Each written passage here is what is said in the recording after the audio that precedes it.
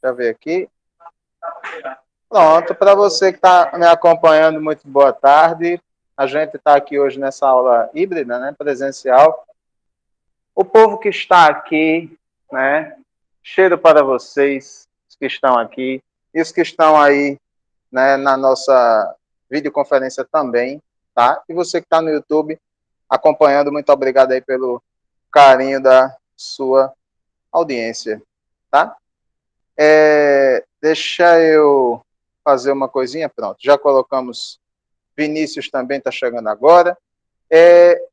Como eu já prometi a vocês, né, possa ser que nós tenhamos uma pequena variação de rede, porque a rede do IF aqui é meio complicada. Mas aí, se tiver algum problema com esse vídeo, eu vou depois disponibilizar vídeo gravado de outro período para orientações, tá? Eu vou colocar minha tela para os que estão aqui no Laboratório de Informática 2. Não precisa entrar em sala ou nada, né? Porque a gente está projetando aqui, né? Então, deixa eu ver se vai começar a apresentar minha tela. Eu espero que comece a apresentar a tela para o povo que está em casa. Bom, já está apresentando, né? Então, aqui a gente vai... vocês que estão em casa aí vão ter essa pequena diferença, mas aí o material ele vai compensar, tá? Deixa eu colocando o povo para dentro, tem gente querendo entrar. Então, para quem está vindo aí, muito, muito boa tarde, né? Se você curtiu o conteúdo que está sendo ministrado, entre em contato com a gente, que a gente tem o maior prazer em permitir o compartilhamento para fins educacionais, tá? Hoje é muito direto, curtinho. A gente vai tratar de dois assuntos, né? Deixa eu apagar aqui mais essa luz para poder facilitar mais a visualização. A gente vai tratar de duas coisas, certo? Que são importantes para todo aquele que é técnico em saneamento, que ele precisa estar ligado, né? Que são os critérios para você escolher o processo de como tratar esses efluentes, esses esgotos, tá? E os programas de manutenção e operação. Porque, veja, nós vimos ao longo da disciplina inúmeras formas de você tratar os resíduos, as lagoas, o que cada uma delas, como cada uma delas pode ser operada, quais as suas potencialidades, os seus defeitos, se é que podemos assim chamar, pontos fortes e pontos fracos. Então, para a gente que é técnico, é igual, por exemplo, aí eu vou usar as meninas como exemplo, mas, por favor, meninas, não me encarem ruim, tá certo? Você pega e coloca assim, liquidação, né? Existe a pecha de que a mulher, quando vê a liquidação, os olhos brilham. Mas eu não vou colocar só vocês. Nós também, né? Então, toda e qualquer pessoa que vê uma infinidade de opções à sua disposição, você fica, num primeiro momento, né? Completamente, e agora? Faço o quê? Meu Deus, né? Para a questão técnica de tratamento de esgoto, é a mesma coisa, tá?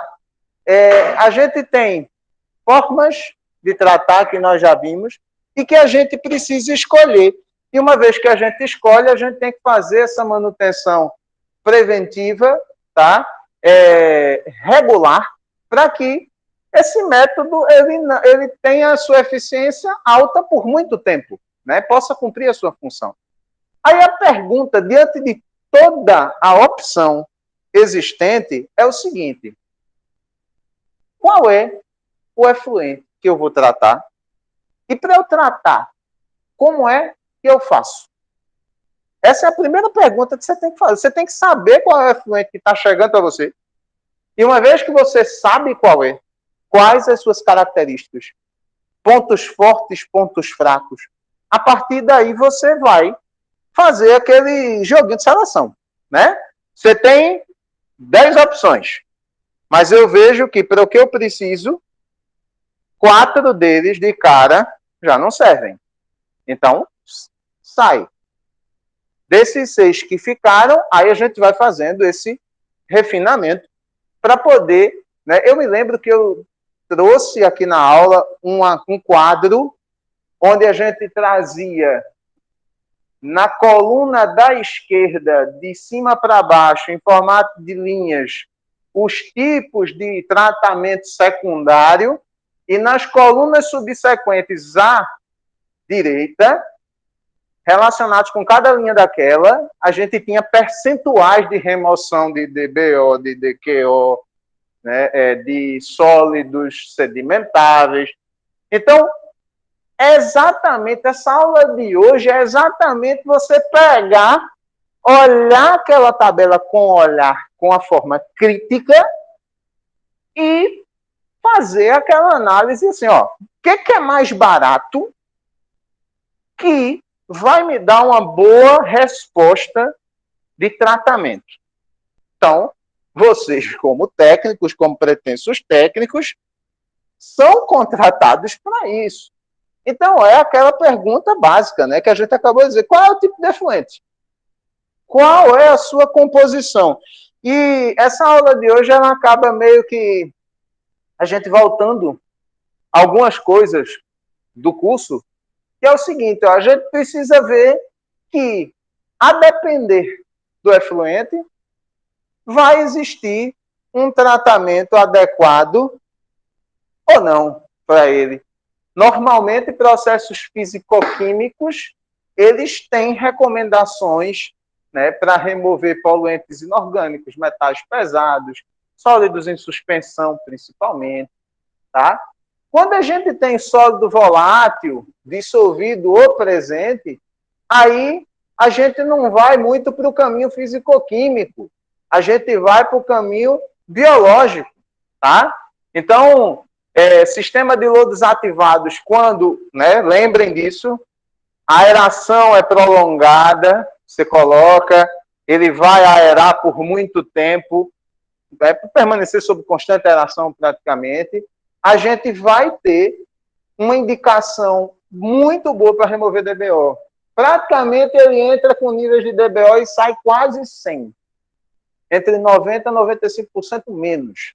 Então, é aquela coisa, você precisa ver o que você tem, para dentro, em cima disso, você definir como tratar e trabalhar. E aí, veja, não é só, uma vez que você escolhe o tipo de tratamento que você vai utilizar, você tem que atentar para outras coisas. Tem gente, por exemplo, que compra carro, aí diz assim, vou comprar um carro, beleza. Aí se esquece que carro, o que é isso, hein? Bora, Estrela. Tem gente que se esquece que carro, tá certo? Ele, né? Tem gente que esquece que carro, quando você compra, ele não anda, claro, se ele tiver uma placa solar em cima, e quando tiver sol a pino, você vai conseguir que ele funcione. E depois? Aí tem gente, não vou comprar o carro, mas não se liga que tem que botar gasolina, é um negócio caríssimo ultimamente. Não se liga que tem que fazer manutenção. Então, quando você define, uma das coisas que ajuda você a definir qual tipo de tratamento você vai escolher beleza, o tratamento ele tem uma possibilidade de remoção de poluente interessante. Mas ele é bom em termos de manutenção. A manutenção dele é cara, é difícil. Você vai ter uma rotina operacional muito intensa. Então, é uma pergunta que é boa de fazer. Consome muita energia. Por exemplo, um sistema de lodos ativados com aeração prolongada, você vai ter que ter aeradores funcionando 24/7. Lembram disso? Todos os dias você vai ter um sistema de aeração lá funcionando que se, por acaso, a CELP farrapar, der pau na energia, e se você não tiver, ou se o operador da madrugada, ele, ao invés de estar na sala de comando e controle, observando tudo, ele estiver dormindo ou fazendo coisas não republicanas, vai dar problema, certo? Então, é uma coisa também que você precisa estar ligado. Quanto a subprodutos gerados, esse sistema ele vai gerar muito lodo? Se você não operar ele muito regradinho, ele vai gerar odores desagradáveis com muita facilidade? Né? Produção de gás, gera muito gás? Ah, professor, gera. Isso é ruim? Depende. Se você tiver muito dinheiro para aproveitar esse gás, para geração de energia, por exemplo, isso é uma coisa maravilhosa. Tá? Você está pegando um subproduto e gerando energia com ele, gerando possibilidade de lucro, tá? De ganho. Custo operacional. Tudo isso aqui, esses 3 itens que vocês em casa estão vendo, os que estão aqui também, a soma de todos eles vai gerar o que a gente chama de custo operacional, tá? Eu, particularmente, sou meio assim, cuidadoso com essa palavra custo. Porque tem coisas que são realmente um custo. Mas tem custos que representam investimento. Então, o que é que a gente, enquanto técnico, precisa fazer? Equilibrar essa relação entre custo e investimento. Tá? Diminuir ao máximo o custo e fazer com inteligência o investimento para que este retorne em forma de eficiência e lucro. Tá? Outra coisa que é muito importante do técnico observar para escolher o processo de tratamento que ele tem que usar, ou que a empresa que ele trabalha tem que usar, é a sensibilidade a falhas. Isso é exige muito cuidado, porque, veja, eu preciso de equipamentos que me mostrem de maneira quase que instantânea que algo, como diz vou usar uma hipérbole aqui, que algo de errado não está certo.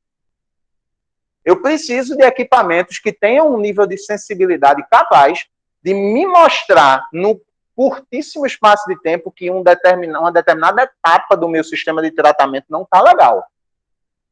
Mas essa sensibilidade ela tem que ter um limiar. Por quê? Porque se for sensível demais, aí vai se tornar um problema para mim, porque o equipamento poderá enxergar coisa que não existe. E aí despertar em mim e na equipe técnica um dispêndio de energia desnecessário. Tá? Então, obviamente que isso acaba gerando transtorno. Tá? Confiabilidade do processo em atender os objetivos do tratamento. Meu sistema de tratamento ele precisa atender às legislações ambientais, ou seja, eu tenho que ter um nível de tratamento que a CONAMA, ou seja lá o que for, eu consiga atender a sua necessidade. Vocês lembram, né? Sólido sedimentável, a prática, né, que a gente fez aqui em laboratório. A resolução diz o quê? 1 centímetro por litro, né? Então, eu tenho que garantir para o lançamento no efluente que o meu descarte, o meu efluente a ser descartado, ele tenha um baixo nível de sólidos sedimentáveis. Tá? Então, água para reuso. O meu tratamento, ele me possibilita, ele me dá um efluente, produto final tratado, tão bom que eu consigo reutilizar nos meus processos internos, maravilha. Eu posso, por exemplo, tratei meu esgoto, ele sai de um jeito tão legal que eu consigo utilizar para dar descarga nos banheiros, para fazer serviços de jardinagem, de conservação ambiental interna, né? E aí, se eu consigo fazer isso, eu estou livrando o quê? Custo. Eu estou deixando de pegar água limpa e pagando por isso para pegar um subproduto do meu processo pós-tratamento para poder atender as minhas necessidades internas. Então, esse sistema de tratamento ele tem que ser pensado e dimensionado para atender essas questões também. Impactos socioambientais, principalmente, isso vale se você tem uma estação de tratamento localizada próxima a áreas residenciais, certo? Eu tenho que pensar nisso sempre, nós enquanto técnicos, porque é o seguinte, se eu sou, imagine só, tivemos agora, né, recentemente, tudo bem que o exemplo não é dos melhores e dos mais adequados, mas a gente teve o exemplo do encerramento, em tese, espero que permaneça assim, das atividades do lixão de Afogados da Engazeira. Imaginem como não deve ser, como deve ser morar do lado ou muito perto de um lixão. Totalmente desagradável, insalubre, certo? Então a gente não precisa nem adjetivar, porque por si os adjetivos já cabem. Mas vamos lá, pega uma estação de tratamento que tem um funcionamento ruim, que é uma fedentina absurda, todo dia, o dia todo, e você tem casas por perto. Isso aqui é um impacto socioambiental considerável. Não é. Estação de tratamento boa não fede, certo? E consegue fazer seu tratamento no máximo da sua eficiência.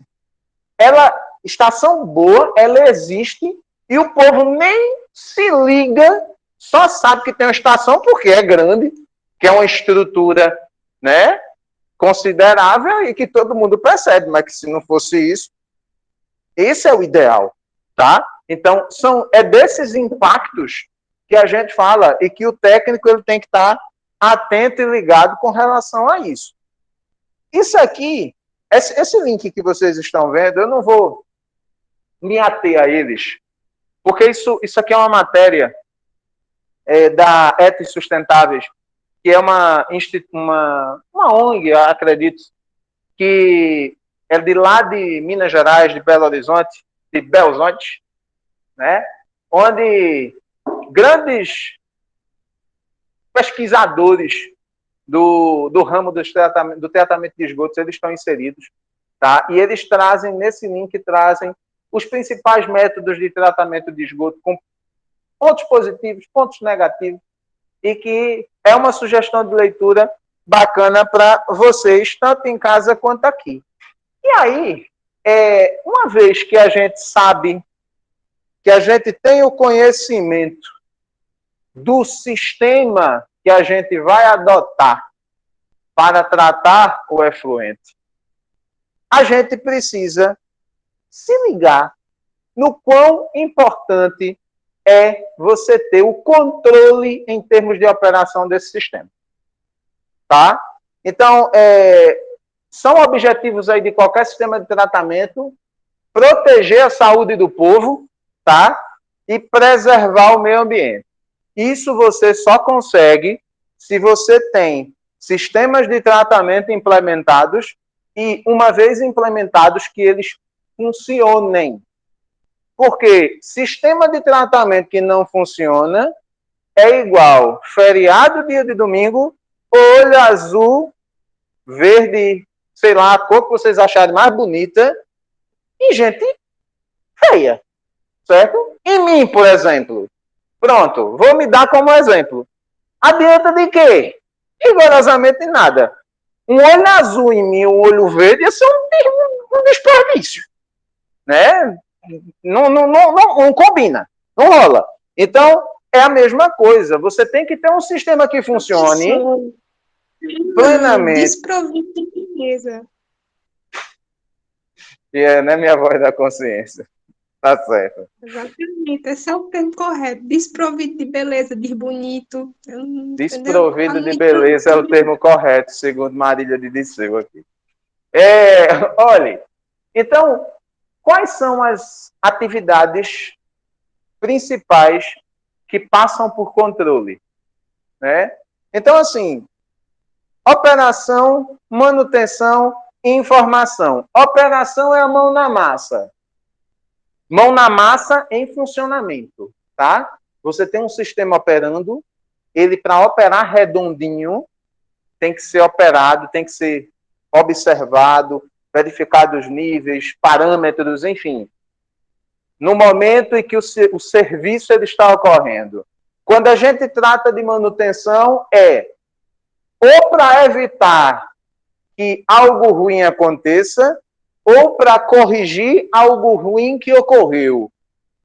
Obviamente que o recomendado é que você, se você tem uma operação satisfatória, com equipe de mão de obra qualificada, treinada e capaz de olhar adiante, você vai conseguir predizer assim, ó, essa lagoa aí, a gente vai precisar daqui a umas 3 semanas dar uma segurada nela para poder fazer a manutenção preventiva.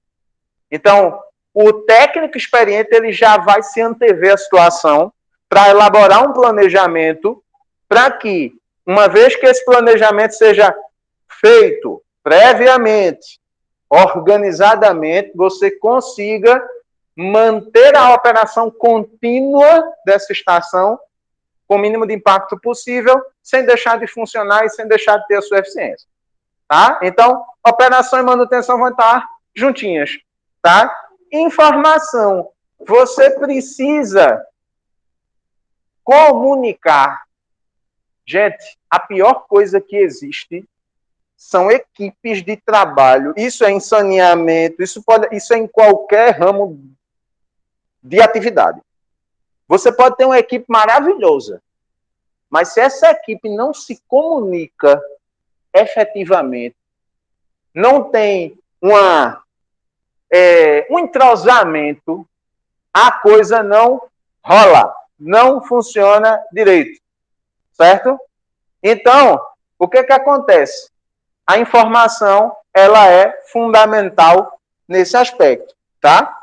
Então, aqui a gente traz exatamente todas essas questões em forma de fluxograma. Professor Chernicharo, uma das referências do saneamento no Brasil, lá da UFMG, eu acho que o professor Chernicharo já deve ter se aposentado, porque ele tem, né, inúmeros livros à disposição, ele coloca justamente isso, de que uma boa empresa, equipe, conjunto de pessoas, eles estão interligados em todos os seus procedimentos, desde a administração até o chamado chão de fábrica, coletando dados para poder fazer um planejamento correto e esse sistema andar redondinho, tá?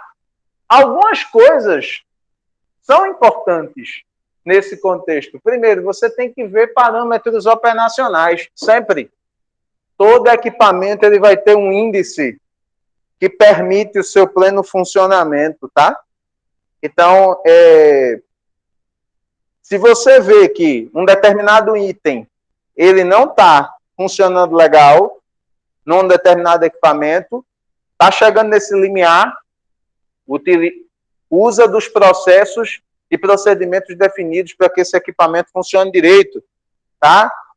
Melhorar condições operacionais. Você tem que melhorar o trabalho dos técnicos, não só para que eles trabalhem bem, mas principalmente para que melhoria em processo significa redução de custo, tá? Para você que está aí em casa vendo, reduzir dinheiro, tá?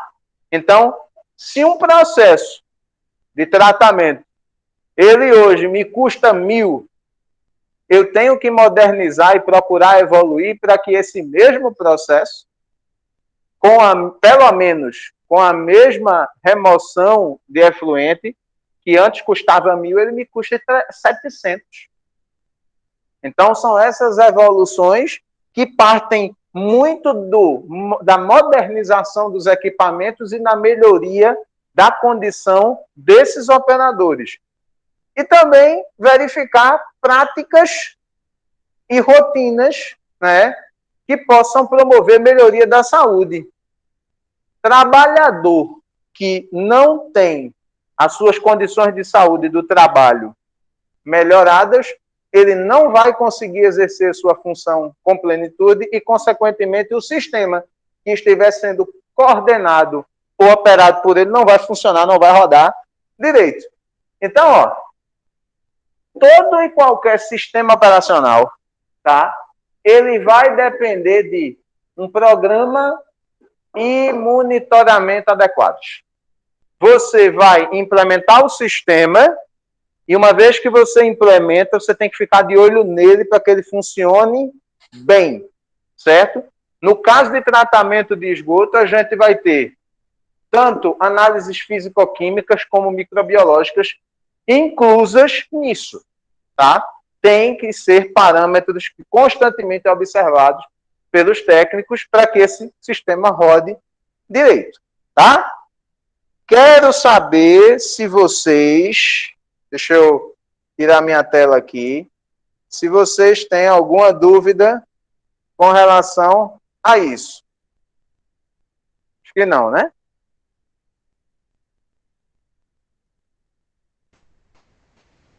Deixa eu trocar aqui meu microfone. Pronto. Então, agora é o seguinte. A gente vai encerrar a gravação. Deixa eu só tirar esse outro fone, porque senão eu vou ficar me ouvindo duplicado. A gente vai encerrar aqui a gravação, tá? Já que ninguém tem dúvida. Então, se você curtiu o conteúdo ministrado aí, chega aqui embaixo, clica no joinha. E se não está inscrito no canal, se inscreva, tá? Porque a partir de agora, eu vou iniciar as operações para liberar a prova para todo mundo, tá? Obviamente que isso a gente não vai deixar gravado.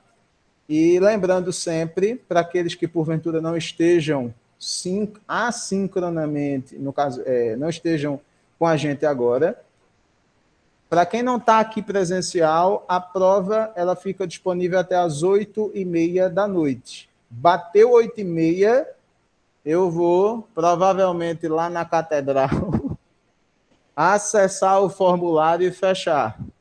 Ok? Então, que hoje tem acho que é a missa, né? E alguns alunos vão estar lá. Então, 8h30. Avisem a todos, certo? De que foi, meu filho? Nossa. Só quer dar um oi pro pessoal. Quer dar um oi pro pessoal? Já está dando um oi para vocês aqui, dando um tchauzinho. Certo? Então, até 8h30, tá? Tô indo embora. Um grande abraço e até a próxima aula. Tchau, tchau.